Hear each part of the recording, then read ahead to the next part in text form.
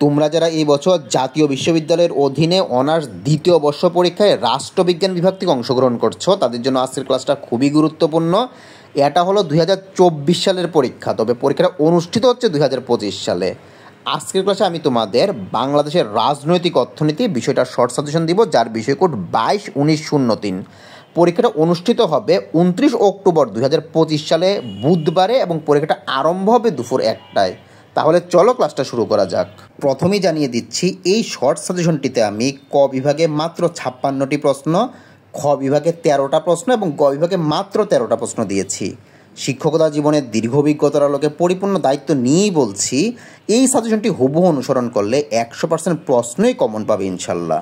আসো এক নজরে প্রশ্নগুলো দেখে নেই।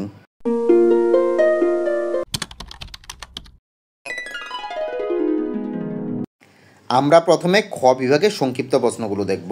প্রথম প্রশ্নটি হচ্ছে অর্থবিল কি, 2 শিল্প শ্রমিক কাকে বলে, 3 সামাজিক নিরাপত্তা কি, 4 ভূমি সংস্কার কাকে বলে, 5 নম্বর প্রশ্নটি হচ্ছে অর্থনৈতিক পরিকল্পনা কি, 6 বিশ্বব্যাংকের উদ্দেশ্যগুলো বর্ণনা করো, 7 মুক্তবাজার অর্থনীতির সংজ্ঞা দাও, 8 নম্বর প্রশ্নটি হচ্ছে কৃষির আধুনিকরণ বলতে কি বুঝো, 9 নম্বর প্রশ্ন একটি উত্তম বাজেটের বৈশিষ্ট্যগুলি লিখো, 10 বাংলাদেশকে কেন উন্নয়নশীল দেশ বলা হয়, 11 নম্বর প্রশ্নটি হচ্ছে বাংলাদেশের পোশাক শিল্পের চ্যালেঞ্জগুলো উল্লেখ করো, 12 নম্বর প্রশ্ন দারিদ্র্য দূরীকরণে স্বকর্মসংস্থানের গুরুত্ব আলোচনা করো, 13 নম্বর প্রশ্ন বাংলাদেশে ধনী এবং দরিদ্রের বৈষম্য বেড়ে চলার কারণগুলো ব্যাখ্যা করো।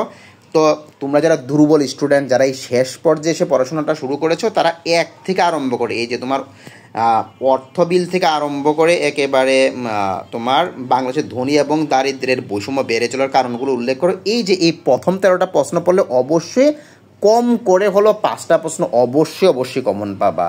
আর তোমরা যারা নিয়মিত পড়াশোনা করেছো একবারে শুরু থেকে, তারা এই বাকি 3টা প্রশ্ন শিখতে পারো, যেমন দারিদ্র বলতে কি বুঝো, সমাজতন্ত্র কি ব্যাখ্যা করো, এবং 16 নম্বর প্রশ্ন হচ্ছে ছদ্মবেশী বেকারত্ব কাকে বলে ব্যাখ্যা করো।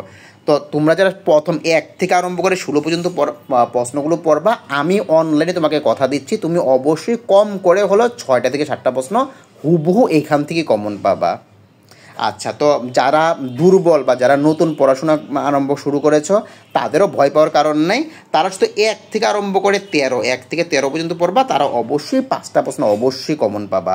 এখন তোমাদের অনেকেরই প্রশ্ন থাকতে পারে, স্যার আপনি এত আত্মবিশ্বাসের সাথে বলতেছেন কীভাবে যে মাত্র 13টা প্রশ্ন পড়লেই কমন পড়ে যাবে, এই কথাটা আপনি কীভাবে বলতেছেন? তো এই প্রশ্নের উত্তরটা হচ্ছে, দেখো আমি যখন তোমাদেরকে সাজেশনগুলি দিই, এই সাজেশনটা আমার শিক্ষকতা জীবনের দীর্ঘ অভিজ্ঞতা থেকে সাজেশনটা তৈরি করি এবং আমি একবার দায়িত্ব নিই তোমাদের জন্য সাজেশনটা তৈরি করি। তো আমার শিক্ষকতা জীবনের দীর্ঘ অভিজ্ঞতার আলোকে পরিপূর্ণ দায়িত্ব নিয়ে বলছি, তোমরা যারা দুর্বল তারা যদি 13টা প্রশ্ন পড়ো, 1 থেকে আরম্ভ করে 13 পর্যন্ত পড়ো, তাহলেই তুমি 5টা প্রশ্ন কমন পাবা, তোমাদের বাকি 3টা প্রশ্ন শেখার কোনো দরকার নাই। তো দেখো এই কথাটাই কিন্তু আমি লিখে দিয়েছি, দুর্বল ছাত্রছাত্রীরা খ বিভাগের প্রথম 13টি প্রশ্ন শিখুন। আসো এবার আমরা ক বিভাগের প্রশ্নগুলো দেখি। ক বিভাগের প্রথম প্রশ্নটা হচ্ছে পুঁজিবাদ কি, ভালো করে শিখবা, পরীক্ষার মধ্যে এটা আসবে। পুঁজিবাদ বলতে এমন এক অর্থনৈতিক ব্যবস্থাকে বোঝায় যেখানে উৎপাদনের উপকরণসমূহ ব্যক্তি মালিকানাধীন থাকে এবং ব্যক্তি তার ব্যক্তিগত লাভ বা মুনাফা অর্জনের লক্ষ্যে পুঁজি ব্যবহার করে। 2 নম্বর প্রশ্ন মিশ্র অর্থনীতি কাকে বলে, এটাও ভালো করে শিখবে, এটাও পরীক্ষার মধ্যে আসার সম্ভাবনা অনেক বেশি। মিশ্র অর্থনীতি হচ্ছে যে অর্থনৈতিক ব্যবস্থায় রাষ্ট্রীয় মালিকানা এবং বেসরকারি মালিকানা পাশাপাশি অবস্থান করে, তাকে মিশ্র অর্থনীতি বলে। এডিবি জিনিসটা কি, সাধারণত 1 বছরে কোনো দেশের ভৌগোলিক সীমারেখার মধ্যে দেশি এবং বিদেশি নাগরিকগণ যে পরিমাণ দ্রব্য এবং সেবাকর্ম উৎপাদন করে তার আর্থিক মূল্যের মোট দেশজ উৎপাদনই হচ্ছে এডিপি। আচ্ছা, এরপরে দেখো বিএডিসি জিনিসটা কি, বাংলাদেশ এগ্রিকালচারাল ডেভেলপমেন্ট কর্পোরেশন,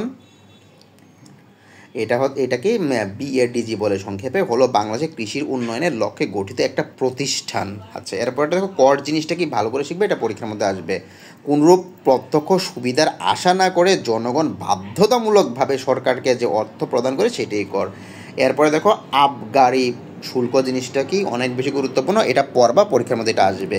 দেশের অভ্যন্তরে উৎপাদিত এবং ব্যবহৃত দ্রব্যের উপর আরোপিত করকে আবগারি শুল্ক বলে। ভ্যাট জিনিসটা কি, ভালো করে পড়বে, এটা অবশ্যই পরীক্ষার মধ্যে আসবে। ভ্যাট হলো ভ্যালু অ্যাডেড ট্যাক্স, অর্থাৎ মূল্য সংযোজন কর, পণ্যের উৎপাদন মূল্যের উপর যে কর আরোপ করা হয় সেইটাই ব্যাড, খুব ভালো করে শিখবে, এটা কিন্তু অবশ্যই পরীক্ষার মধ্যে আসবে।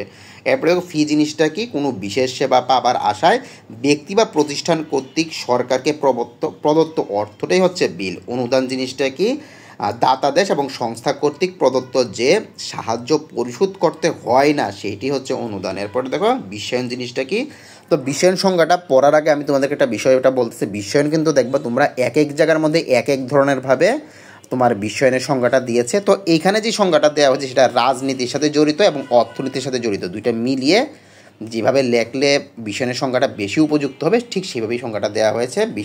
বিশ্বায়ন হলো আধুনিক বিশ্বের ব্যবস্থার অন্তর্গত বিভিন্ন রাষ্ট্র এবং সমাজের মধ্যে বহুবিধ সংযোগ এবং সম্পর্কের উন্নয়ন। আচ্ছা, এরপরে WTO জিনিসটা কি ভালো করে শিখবে, এটা সম্পূর্ণ অনেক বেশি। WTO এর পূর্ণরূপ হচ্ছে ওয়ার্ল্ড ট্রেড অর্গানাইজেশন, যা বিশ্ব বাণিজ্য বা অর্থনৈতিক উদারীকরণ এবং বিশ্বায়নের লক্ষ্যে পরিচালিত একটি সংস্থা। বার্ষিক উন্নয়ন কর্মসূচি বা ADB জিনিসটা কি, ADB বা অ্যানুয়াল ডেভেলপমেন্ট প্রোগ্রাম হলো সরকার কর্তৃক এক বছরের জন্য গৃহীত উন্নয়ন কর্মসূচি। রেমিটেন্স জিনিসটা কি, রেমিটেন্স হলো বৈধ প্রক্রিয়ায় প্রবাসীদের পাঠানো অর্থ। এরপরে 14 নম্বর প্রশ্ন অনেক বেশি গুরুত্বপূর্ণ, বাজেট জিনিসটা কি, একটি দেশের কোনো নির্দিষ্ট সময় সাধারণত এক বছরে সরকারের সম্ভাব্য আয় ব্যয়ের হিসাব নিকাশকে বাজেট বলে। এটা অনেক বেশি গুরুত্বপূর্ণ, দেখা যায় প্রতি সময় পরীক্ষার মধ্যে আসে, তবে এই বছর আসবে না কারণ এটা 2023 সালে অর্থাৎ গত বছর চলে এসেছে। চলো এইভাবে করি, আমি তোমাদের ক বিভাগ থেকে মাত্র 56টা প্রশ্ন দিয়েছি। তো তোমরা যখন সাজেশনটা নিবা তখন দেখবো ওইখানের মধ্যে প্রায় 68টা প্রশ্ন থাকবে। তো এই 68টা প্রশ্নের মধ্যে কিন্তু গত বছর অর্থাৎ 2023 সালে 12টা প্রশ্ন চলে এসেছে। তো থাকলো কয়টা, মাত্র 56টা প্রশ্ন। এই 56টা প্রশ্ন যদি তুমি ভালো করে পারো অবশ্যই তুমি এখান থেকে 10টা প্রশ্ন কমন পাবা। আর যদি প্রশ্ন খুব কঠিনও করে তারপরে তুমি 9টা প্রশ্ন কমন পাবা। এবং গ বিভাগে মাত্র 13টা প্রশ্ন দেওয়া হয়েছে তোমাকে, তোমরা তো দেখলা কিছুক্ষণ আগে যে 13টা প্রশ্ন, এই 13টা প্রশ্ন তুমি যদি ভালো করে শিখো আলহামদুলিল্লাহ অবশ্যই 5টা প্রশ্ন কমন পাবা, তুমি নিশ্চিত থাকতে পারো। এখন দেখো গ বিভাগে মাত্র 13টা প্রশ্ন দিয়েছে, গ বিভাগে এই 13টা প্রশ্ন বললে তুমি 5টা প্রশ্ন কমন পাবা। তো তোমাদের অনেকেরই একটা প্রশ্ন, স্যার এত অল্প কয়েকটা প্রশ্ন দেখলে কি শিখলে কি স্যার পরীক্ষার মধ্যে চলে আসবে কিনা যদি প্রশ্ন কমন না আসে, এই ধরনের কিন্তু অনেকেই প্রশ্ন করে থাকো। তো এটার একটাই উত্তর, দেখো আমি সাজেশনে সেই প্রশ্নগুলি দিই যা পরীক্ষায় আসবে বা যা আসতে পারে। পরীক্ষায় আসবে না অপ্রয়োজনীয় এরকম একটা প্রশ্ন দিয়েও আমি সাজেশনটা বাড়ানোর চেষ্টা করি না। সুতরাং একটা জিনিসই বিশ্বাস রাখবা, এই যে এই সাজেশনটা আমি আমার শিক্ষকতা জীবনের দীর্ঘ অভিজ্ঞতা থেকে তৈরি করেছি এবং পরিপূর্ণ দায়িত্ব নিয়ে তৈরি করেছি। সুতরাং তোমার ভয়ের কোনো কারণ নাই, তোমার দায়িত্বটা হচ্ছে এই সাজেশনটা সংগ্রহ করে শুধুমাত্র পড়া আর আর এইটাই। আর আমি আমার দায়িত্বটা কিন্তু পালন করে দিয়েছি যে তোমাদের জন্য একটা সুন্দর সাজেশন তৈরি করেছি। তো দেখো সাজেশনটা কীভাবে সংগ্রহ করবা, দেখো এখানে একটা নাম্বার দেওয়া আছে 01925660999, এই নাম্বারে তুমি হোয়াটসঅ্যাপে যোগাযোগ করতে পারো, ইমোতে যোগাযোগ করতে পারো, অথবা সরাসরি কল করলে আমি তোমাকে সাজেশনটা পৌঁছাই দিব। তো ক্লাসটা শেষ করার আগে তোমাদের জন্য একটা বিজ্ঞাপন দিচ্ছি। তোমাদের যেসব ছোটো ভাই বোনরা এবার অনার্স সেকেন্ড ইয়ারে উঠেছে বা উঠবে তাদের জন্যই মূলত বিজ্ঞাপনটা। অনার্স দ্বিতীয় বর্ষের ইংলিশ কম্পালসারিটা কি আসলে খুব কঠিন কিনা, উত্তরটা হচ্ছে না, কখনোই না।